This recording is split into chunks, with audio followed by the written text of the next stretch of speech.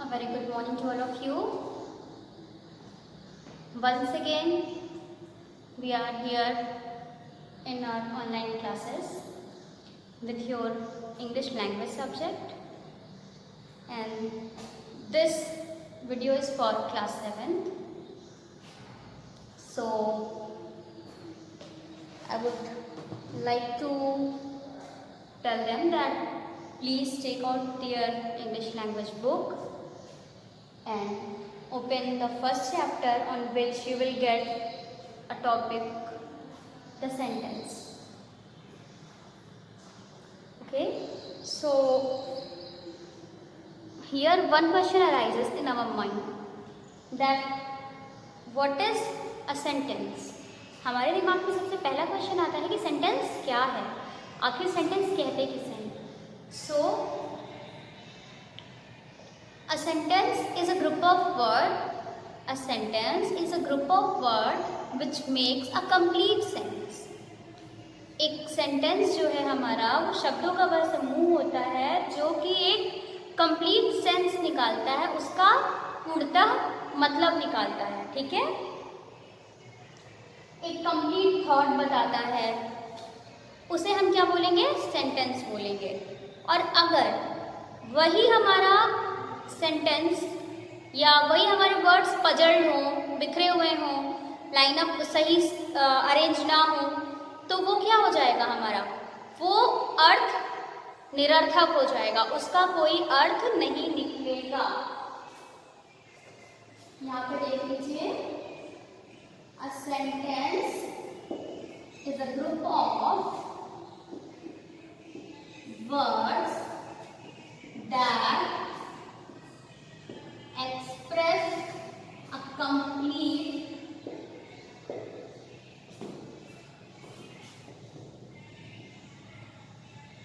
thought. A sentence is a group of words that express a complete thought.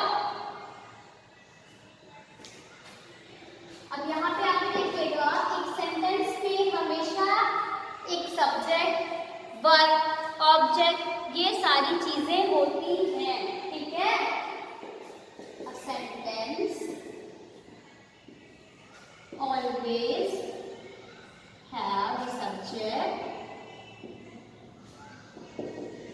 Verb and its object.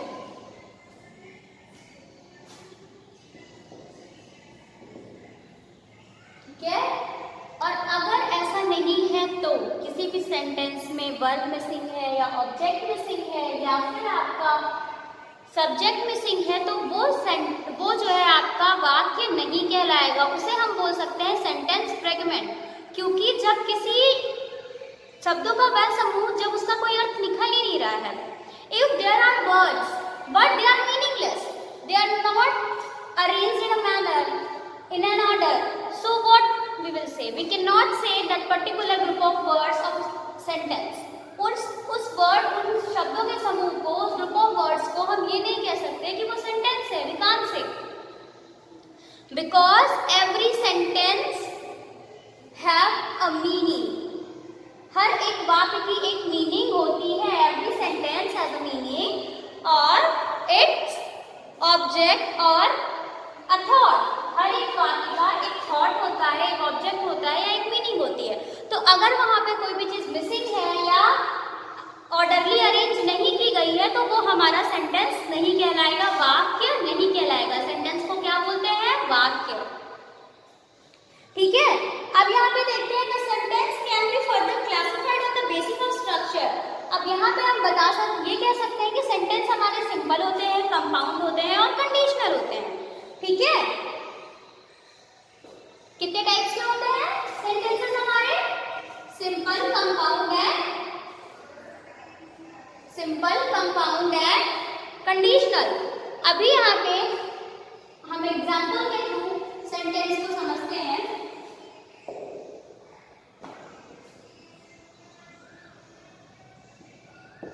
Ram is going to the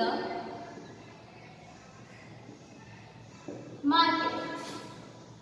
क्या है, Ram is going to the market. ये हमारा क्या है, अब हर एक